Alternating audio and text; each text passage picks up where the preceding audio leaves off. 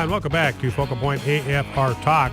Just talking about this explosive story that, if true, indicates that Barack Obama has been wearing a ring since 1980s inscribed with the Islamic Confession of Faith on it, engraved in the ring. There is no God but Allah. And our Arabic-speaking source confirmed he's afraid, which I understand. I mean, nobody can blame somebody for wanting to be careful given what's going on. You know, we got these Taliban shot this 14-year-old girl in Pakistan. They shot her on Tuesday because she was a symbol of Western culture. She was openly propagating Western culture. And so the Muslims, the Taliban, shot her. Now, it looks like she's going to recover from this gun attack, but the Taliban has said, look, if she recovers and she gets out of the hospital, we are going to shoot her again. This is the Taliban that Barack Obama wants to negotiate with. He wants to sit down with these people and try to hammer out terms of peace. That's who we are dealing with in Afghanistan and Pakistan. Now, just to finish up, I want to read you a story about what happened on the night of the Benghazi attack. Got some eyewitness stuff now, kind of blow by blow. But back to the Barack Obama story.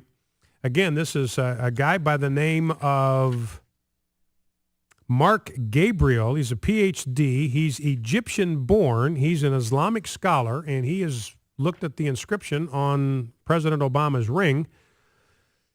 And again, and our source confirmed that what the Arabic is on this ring is no God but Allah. It's brief, it's succinct, but no God but Allah. That's what this says in Arabic, and he's been wearing this ring since 1980.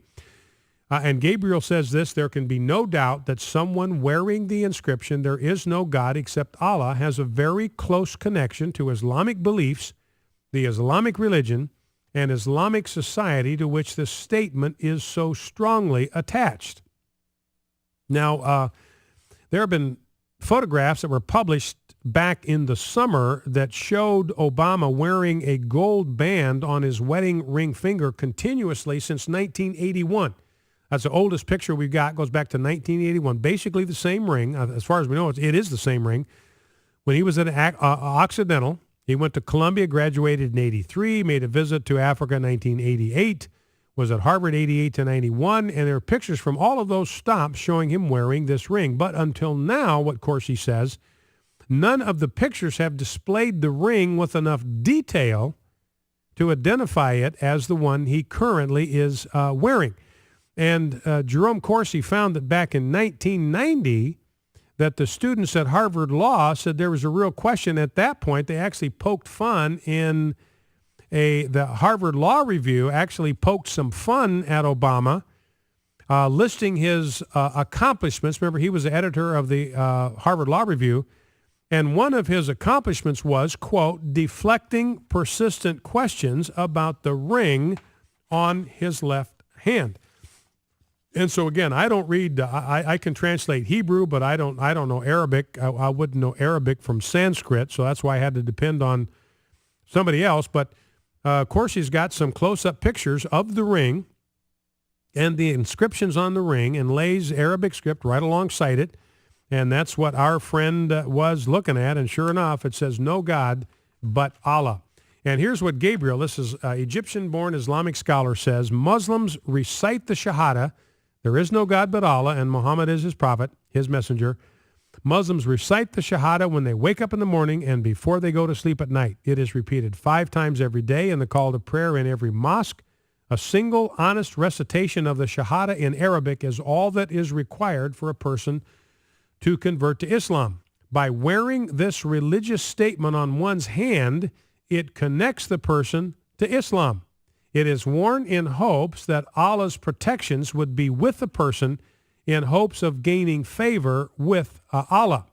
Now, there are restrictions in the Quran, apparently, in Islamic law against men wearing gold jewelry, and he says that's true, but though Islamic law prohibits the wearing of gold jewelry by men, Gabriel says it is a widely accepted custom even in strictly Muslim countries. The wearing of gold rings is even more acceptable when it contains a religious message such as there is no God except Allah. So again, we've done the best we can to confirm this, and according to our source who does read and speak Arabic, it says no God but Allah. So we'll see how that story develops as time progresses. Now, I want to read a little bit for you about the last night of Ambassador Chris Stevens to show you the nature of security there in Benghazi. Remember, over 200 security events, according to one source. Eric Nordstrom saying, look, there are 200 different indications that security is an issue here. These are threats or emails or events or whatever. 200 of these, all of them falling on deaf ears in the State Department. And it says here that Ambassador Chris Stevens, this is from yahoo.com, so this is broken into the mainstream media now. Ambassador Chris Stevens arrived in Benghazi and held meetings on and off the consulate grounds on September 10.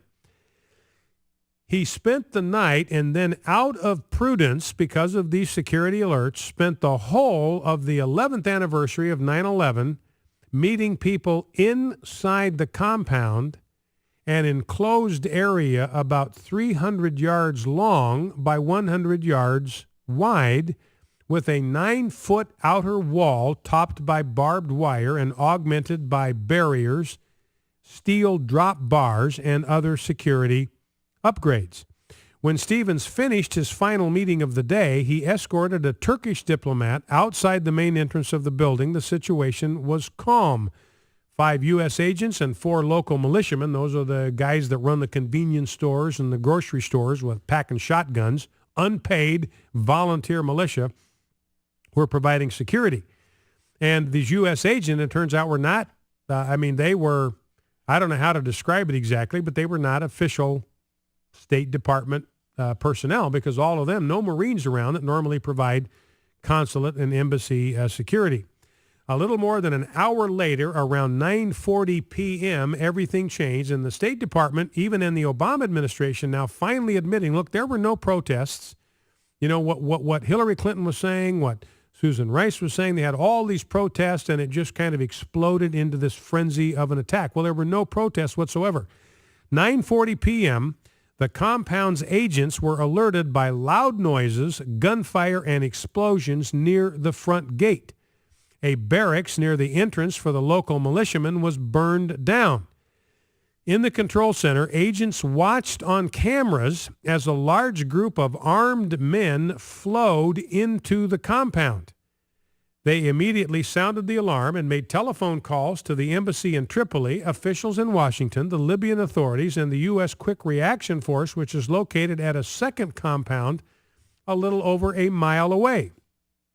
One agent, armed with a sidearm and an assault rifle, took Stevens and State Department computer specialist Sean Smith to a safe room inside one of the compound's 2 main residences. The other agents rushed to equip themselves with long guns, body armor, helmets, and ammunition at other buildings. 2 tried to make it to the building with Stevens, but took fire, were forced to retreat. The attackers began to overrun the compound. The intruders penetrated Stevens' building. They dumped cans of diesel fuel in the building, lit furniture on fire, and set a flame to part of the exterior of the building. In the compound's other residence, 2 agents barricaded themselves against the attackers. Meanwhile, Stevens' building rapidly filled with thick diesel smoke and fumes from the burning furniture inside. That's why apparently, according to the autopsy, he died from smoke inhalation.